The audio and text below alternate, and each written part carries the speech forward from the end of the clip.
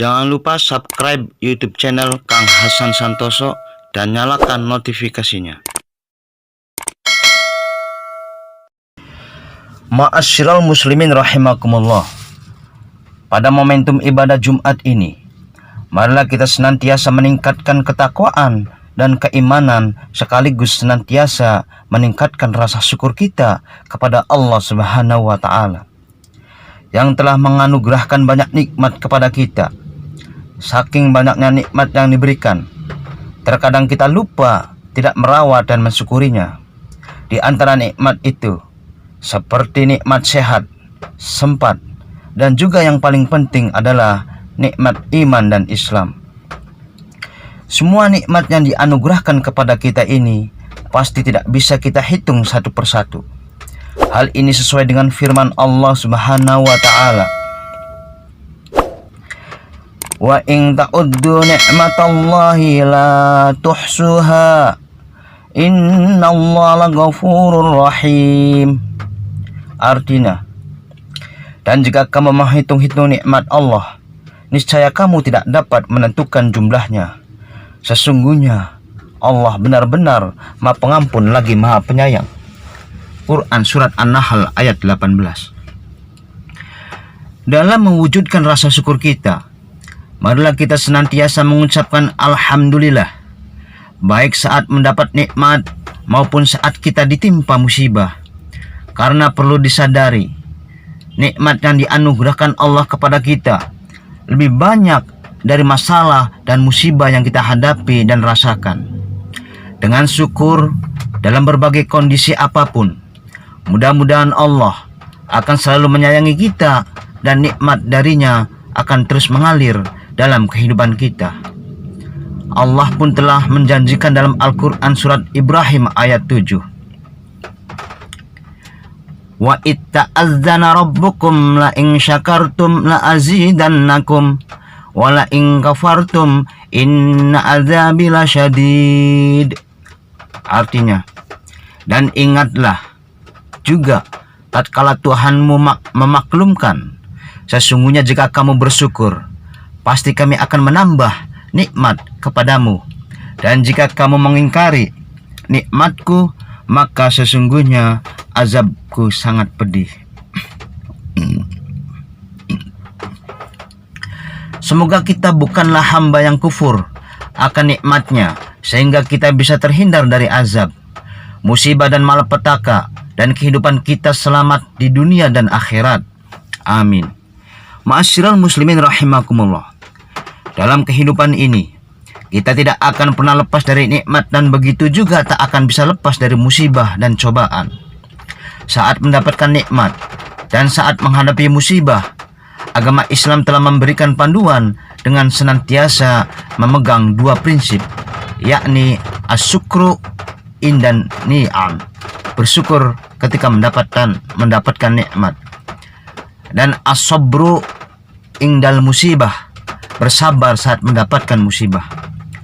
Kedua hal ini pun bisa menjadi barometer ukuran keimanan seseorang yang akan menjadikannya kuat dan sabar dalam menjalani kehidupan yang terus mengalami perubahan ini. Allah sendiri sudah menegaskan bahwa manusia akan selalu diberi cobaan musibah yang termaktub di dalam Al-Quran Surat Al-Baqarah ayat 155. وَلَنَبْلُوَنَّكُمْ بِشَيْءٍ مِّنَ الْخَوْفِ وَالْجُوعِ وَنَقْصٍ مِّنْ أَمْوَالِ وَالْأَنْفُسِ وَالثَّمَرَاتِ وَبَشِّرِ الصَّابِرِينَ. Artinya, dan sungguh akan kami berikan cobaan kepadamu dengan sedikit ketakutan, kelaparan, kekurangan harta, jiwa, dan buah-buahan, dan berikanlah berita gembira kepada orang-orang yang sabar.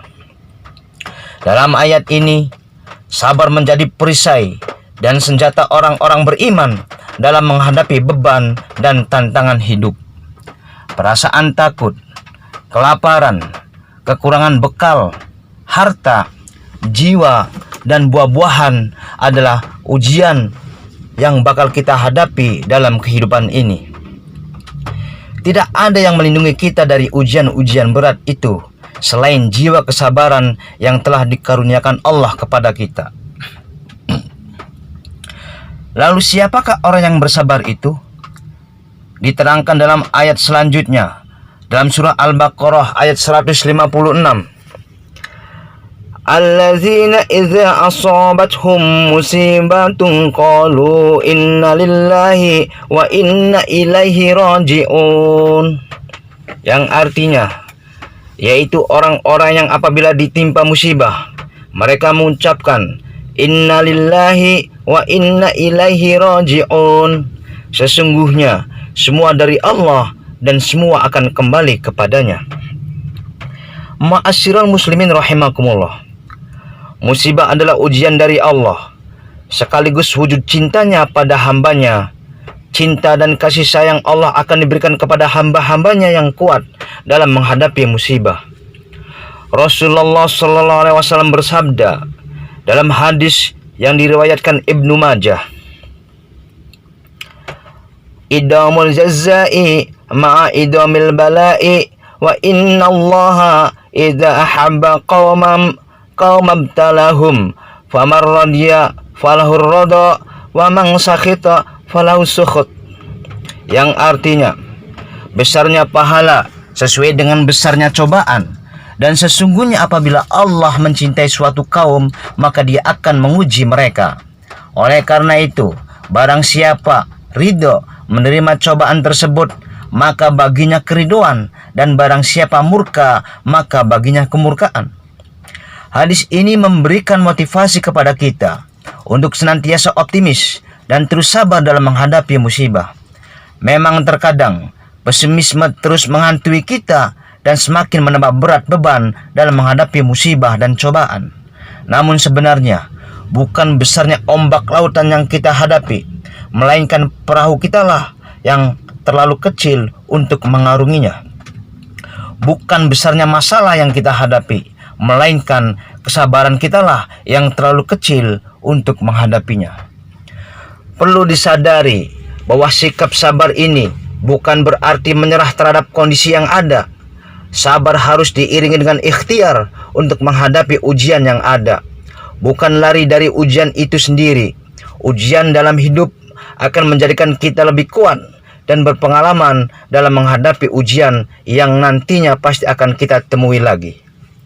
Lari dari ujian hidup bukanlah solusi untuk menyelesaikannya, karena jika kita lari dari ujian dan masalah hidup, maka bersiaplah untuk menghadapi masalah yang lebih besar.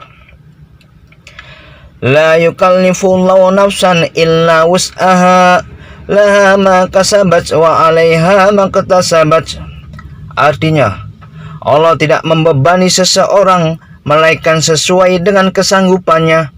Ia mendapat pahala dari kebajikan yang diusahakannya, dan ia mendapat siksa dari kejahatan yang dikerjakannya. Quran Surat Al-Baqarah ayat 286.